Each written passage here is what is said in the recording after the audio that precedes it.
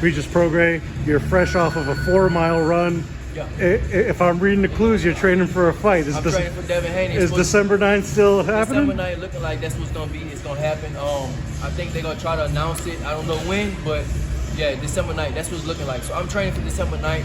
I mean, I've been training for this. You know, at first we had the dates was kind of mixed up. It was supposed to be like October 28th. Then I signed for November 11th, and now they say December 9th is the date. So I've been locked in ever since. So I'm just, ready. I heard it was San Francisco. Is that still the case? Yeah, it's supposed to be in San Francisco. Yep. I know you fought all over the world and all over the United States as well too. You've been really wanting that breakout fight for yourself. Right. Let's talk about the magnitude of this moment for you and everything that you've worked for leading up to this and this fight with Devin Haney. Yeah, man. I feel like it's definitely past my time. I think I'm a 2-time world champion and I still don't get the recognition I deserve.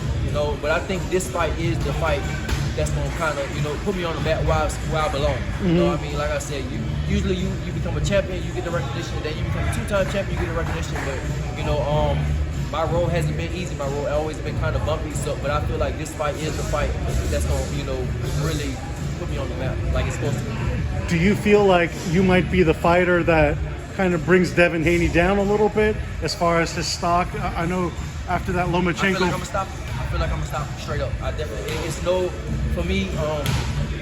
Just how much I've been working ever since they say his name. I've been working, so I definitely feel like there's nothing he gonna do to stop me. I feel like I'm gonna stop him. I really feel like it's gonna be a massacre, and I feel like I'm gonna hurt him. That's it. Like I feel like I'm gonna hurt him.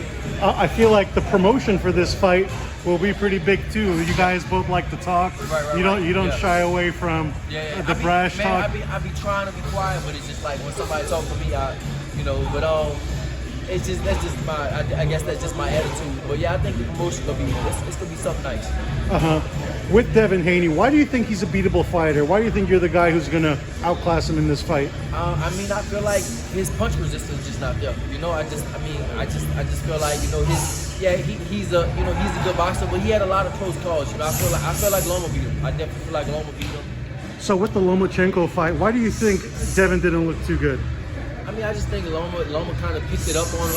I feel like early rounds, Devin was trying to go to the body, jabs to the body and stuff, and he did some stuff good early rounds, but I felt like Loma just stepped it up on him and just hit him with, for me, actually the cleaner shots. I definitely and that's what boxing, professional boxing is about. It's not the amateurs where you get you get more softer shots. No, it's about the harder shot. You get bigger, harder shots, and I feel like Loma landed the bigger, harder punches, and I feel like he didn't have to win, but Devin got it. Devin undisputed.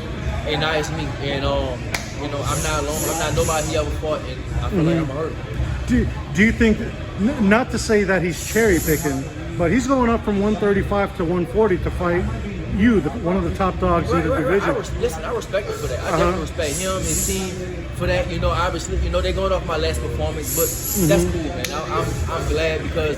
If I would have went out there and blast Gorilla in 1 or 2 rounds, I wouldn't be getting this fight. I'll be fighting somebody else. So I'm glad that it's a blessing to me that I didn't look that good against Gorilla. He ran around the whole time, didn't look that good, and now I got a super fight. And that's what boxing is about right now. And I'm glad that we are in the era right now of the super fights. You got Jamel and Canelo fighting.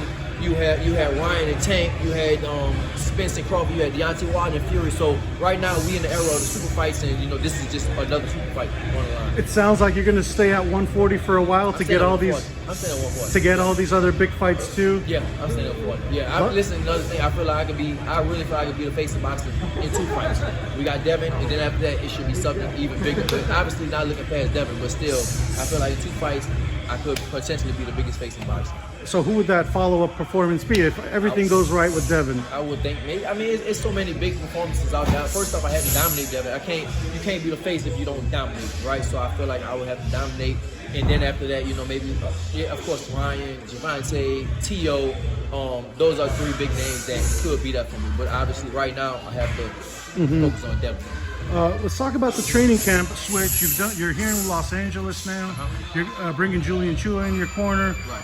What is that like? Was it the last performance that you want to change things up a little bit? Julian was their last performance, but I worked with Julian like literally 4 days. Like 4 days in camp, and then he came he came on like fight week. He came on Thursday for fight week. So, that's not enough time to be actually working. 4 days, it won't really do nothing. We work and stuff, but it's, it won't really do nothing. So that's why, and, I come out here, I come to LA to work with Julian and just to get away from all the stuff, the family life and all that. Like at home, like I got 3 kids, so I'm like a super dad. I do all the stuff with my kids. My kids have practice every day, school, daycare, like activities, birthday parties. So, right now my wife, she gonna step up, she gonna do all that stuff. And right now for me, LA, I'm just training. That's it. Focus on training Devin Haney. That's it.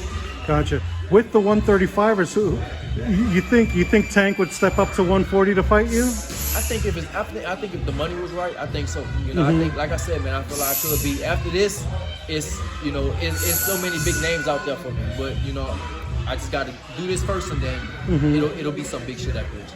You were in the World Boxing Super Series final, Josh Taylor going overseas. That was a big magnitude fight for you. You're a world title holder. Do you perhaps feel the same kind of pressure, different kind of pressure? What is it now, 4 years later? Well, no, it's not the same. I mean, listen, I am going. He's from San Francisco, the Bay Area, but at the same time, like I got roots in LA too. Like when I became a 2-time world champion with Zepeda. I fought here in LA. And Zepeda is from here, so I don't feel the pressure. It's not going to a different country. It's literally going to a different city, and I have roots in California. I used to live here too, so I have a lot of people there. Just like he would have a lot of people, I have a lot of people there too. So I don't think it's gonna be no pressure. Not like the stuff in London.